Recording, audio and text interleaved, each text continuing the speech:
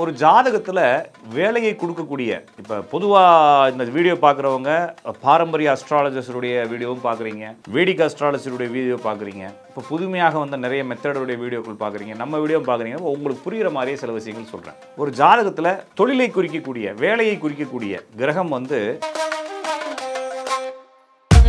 சரியா புரிஞ்சுக்குங்க. எல்லாருமே நம்ம வாழ்க்கை அப்படியே போயிட்டு இருக்கு.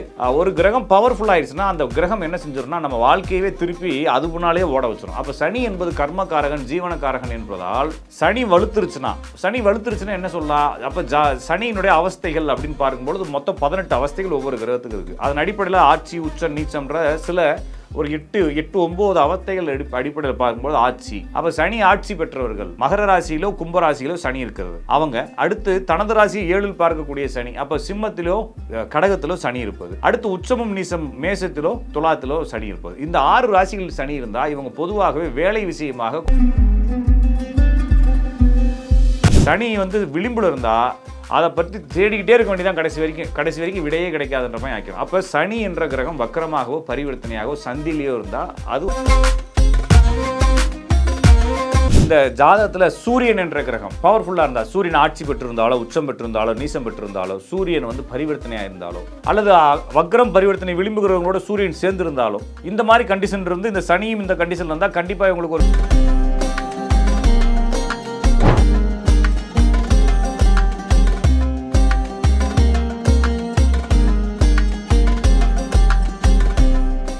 ரியல் ஒன் ஆன்மீகம் நேயர்கள் அனைவருக்கும் வணக்கம். நான் உங்கள் ஜோதிடன் ராஜன் அடிக்காப்பா. மீண்டும் இந்த காணொளி வாயிலாக உங்களை சந்திப்பதில் மிகுந்த மகிழ்ச்சி.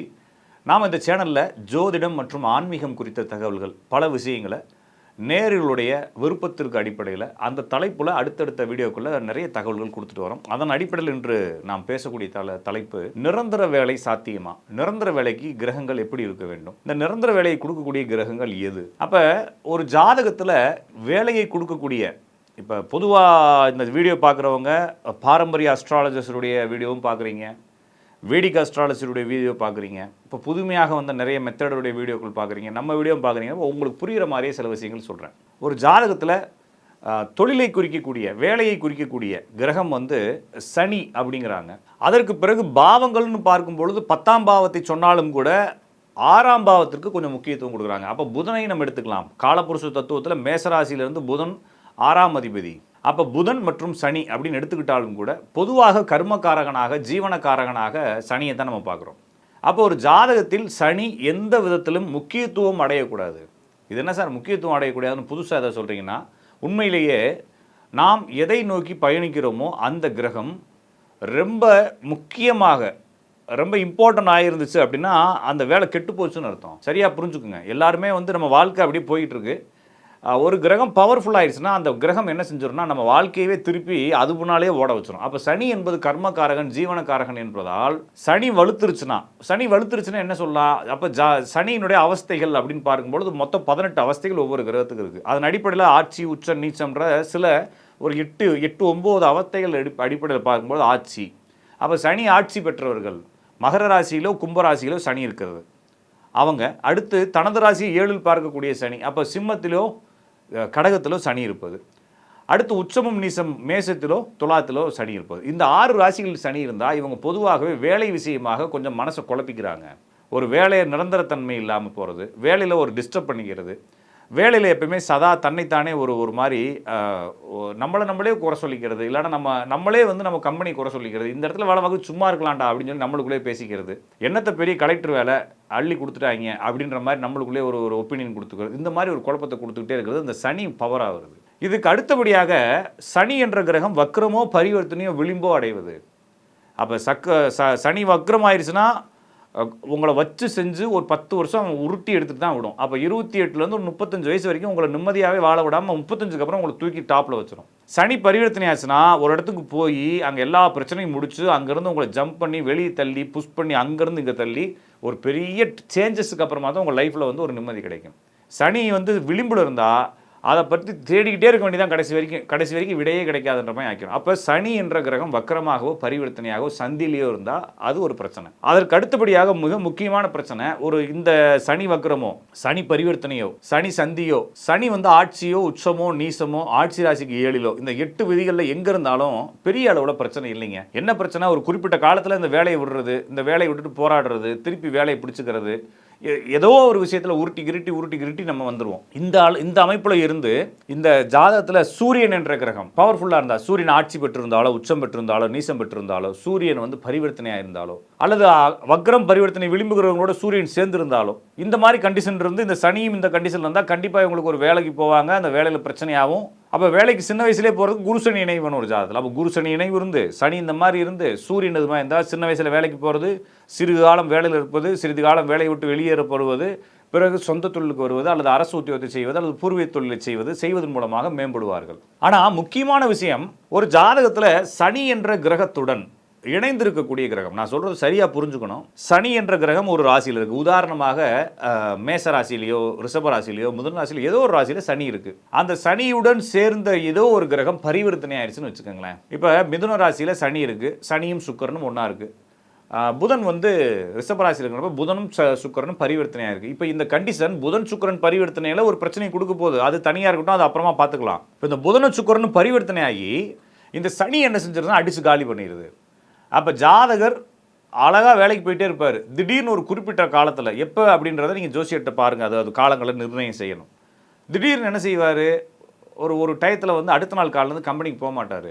இல்லைன்னா மெயில் வரும், நாளைக்கு கம்பெனிக்கு வராதிங்க, உங்களுக்கு 3 மாதத்துக்கு பேமெண்ட் போட்டிருக்கோம், வாங்கிட்டு வீட்டிலே படுத்துங்க, அடுத்த கம்பெனி பார்த்துக்குங்க, உங்களுக்கு பேப்பர் போட்டாச்சுன்னு சொல்லி வரும். அப்போ உங்களுக்கு வேலை போயிடுச்சு, அல்லது வேலையை நீங்களே விட்டுட்டீங்க, இல்லைனா கம்பெனியே மூடிட்டா, இல்லைனா லே ஆஃப் ஆயிடுச்சு, இல்லைனா திடீர்னு ஒரு 10 பேரோட சேர்ந்து கோஷம் போட்டு கொடி பிடிச்சி உட்காந்துட்டீங்க கம்பெனிக்கு முன்னால். ஆக மொத்தத்தில் உங்களுக்கு ஆப்பு உறுதியாயிடுச்சு இல்லையா. அப்போ வேலையை ஒரே நாளில் தூக்கி எறிந்து விட்டு வெளியே வருவது, அல்லது வேலையை உங்களை தூக்கி எறிவது, அல்லது நீங்களும் இன்னொருத்தரும் சேர்ந்து செஞ்ச பிஸ்னஸில் அடுத்த நாள் காலையில் பார்த்தீங்கன்னா நேற்று வரைக்கும் இந்த மிஷின் உங்களோடன்னு சொல்லிக்கிட்டு இருப்பாங்க. அடுத்த நாள் காலையில் ஒரு பேப்பர் ஒன்று வரும், ஒரு டாக்குமெண்ட் ஒன்று வரும். அந்த டாக்குமெண்ட்டு உங்கள் ஃப்ரெண்டு இல்லாதப்போ நீங்கள் பிரித்து பார்ப்பீங்க, அந்த மிஷினை அவர் பேரில் வாங்கி வச்சுருப்பார். அன்றைக்கி ஆரம்பிக்கும் சண்டை, அந்த வேலையை விட்டு வெளியே வர வேண்டிய விஷயம். அப்போ வேலை தொழில் எல்லாத்தையும் விட்டு தூக்கி எறியக்கூடிய வெளியே வரக்கூடிய விஷயம் சனியுடன் வக்கர கிரகங்களோ பரிவர்த்தனை கிரகங்களோ சந்தி கிரகங்களோ இணைந்திருப்பது. அப்போ வக்கர கிரகத்தோடு சேர்ந்த சனியோ பரிவர்த்தனை கிரகத்தோடு சேர்ந்த சனியோ சந்தி கிரகத்தோடு சேர்ந்த சனியோ உங்கள் ஜாதகத்தில் இருந்தால் நீங்கள் என்று வேணும்னாலும் இந்த வேலையை விட்டு தூக்கி எறியப்படலாம். அப்போ என்ன சார் செய்கிறது அப்படின்னா, வேலைக்கு போகிறவங்களும் தூக்கி எறியுது சார். ஆனால் இந்த தொழில் பண்ணுறாங்க இல்லையா, ஓன் பிஸ்னஸ் மாதிரியோ இல்லைன்னா அரசு வேலை இருக்காங்களே அவங்கள கொஞ்சம் பாதுகாக்குது. அப்போ இந்த மாதிரி சனியுடன் சேர்ந்த கிரகங்கள் வக்ரம் பரிவர்த்தனையாக இருக்கவங்க உடனடியாக ஏதாவது ஒரு சொந்த தொழில் செய்வதற்கும் யோகம் வேணும். இப்போ சொந்த தொழில் செய்வதற்கு சூரியன் பவர்ஃபுல்லாக இருந்தால் தான் சொந்த தொழில் செய்ய முடியும். அப்போ சூரியன் பவர்ஃபுல்லாக இருக்கிறதுக்கு வக்ரம் பரிவர்த்தனை விளிம்பு கிரகங்களுடன் சூரியன் சேர்ந்திருக்க வேண்டும். அடுத்து சூரியன் பரிவர்த்தனையாகவோ சந்தியில் இருக்க வேண்டும். சூரியன் உச்சம் நீசம் ஆட்சி பெற்றிருக்க வேண்டும். இந்த அமைப்புகள்லாம் இருந்துச்சுன்னா, இந்த நான் சொன்ன மாதிரி சனியுடன் சேர்ந்த கிரகங்கள் வக்ரம் பரிவர்த்தனை ஆச்சுன்னா நீங்கள் உடனடியாக ஒரு சொந்த தொழிலை சைடில் ஆரம்பித்து வச்சுக்கிறது பெட்டர். அப்போ இந்த மாதிரி அமைப்புகள் இருக்கும்பொழுது உங்களுடைய வாழ்க்கையில் திடீரென குழப்பங்கள் ஏற்படுவது யதார்த்தம். அப்போ இது நடக்காமல் இருக்கிறதுக்கு ஏதாச்சும் வழி இருக்கா சார்? கண்டிப்பாக நடந்தே தீரும். இதுக்கு நீங்கள் ப்ரிப்பேராக இருக்கணும்னு சொல்கிறேனே தவிர அது நடக்காமல் போகலாம் முடியாது. உங்கள் விதி இதை கடந்து தான் வரணும்.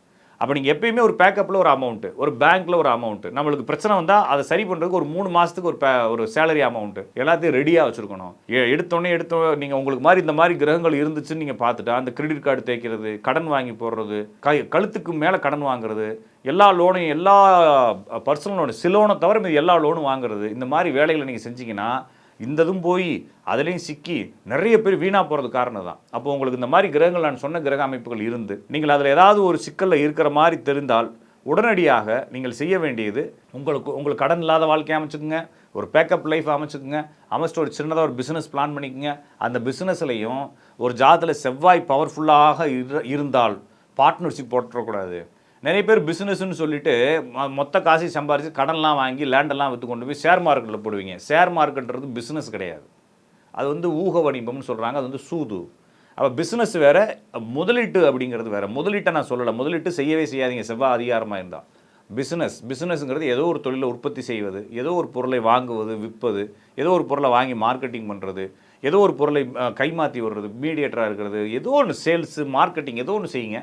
அப்படி செய்வதன் மூலமாக நீங்கள் உங்கள் தொழிலை தக்க வைக்கலாம். எனவே உங்கள் ஜாதகத்தில் சனி என்ற கிரகம் தொழிலை குறிப்பது. சனி டேமேஜ் ஆகியிருந்தால், டேமேஜ்ன்றது வந்து பாசிட்டிவாக இருந்தாலும் நெகட்டிவாக இருந்தாலும் பத்திரமா இருங்க.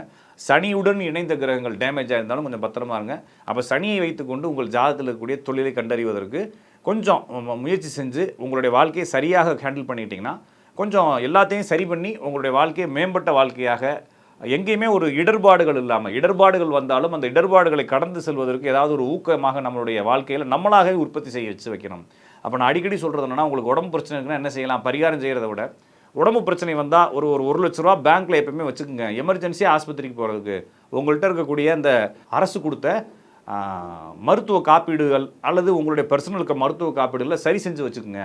அவ்வளோதான் இதை பற்றி எதிர்கொள்வதற்கு முயற்சி. தவிர நம்ம நேரடியாக ஒரு பிரச்சனை வந்துச்சுன்னா அந்த பிரச்சனையை எப்படி நேரடியாக அணுகுவது என்ற தெளிவுடன் இருப்பது தான் அந்த பிரச்சனை நம்ம கடந்து போகிறதுக்கு வழிவகை செய்யும். எனவே சனி என்ற கிரகம் உங்களுடைய தொழிலை நிரந்தரமாக இருக்குமா, நிரந்தரமற்றதாக இருக்குமா என்று கூறும். உங்களுடைய ஜாதகத்தை பாருங்கள், நான் சொல்ல விதிகளை பாருங்கள், உங்களுடைய வாழ்க்கையை திறம்பட அமைத்துக்கோங்க. அடுத்த வீடியோவில் உங்களை சந்திக்கும் வரை உங்களிடமிருந்து விடைபெறுவது உங்கள் அன்பு ஜோதிடன் ராஜநாடி காப்பா.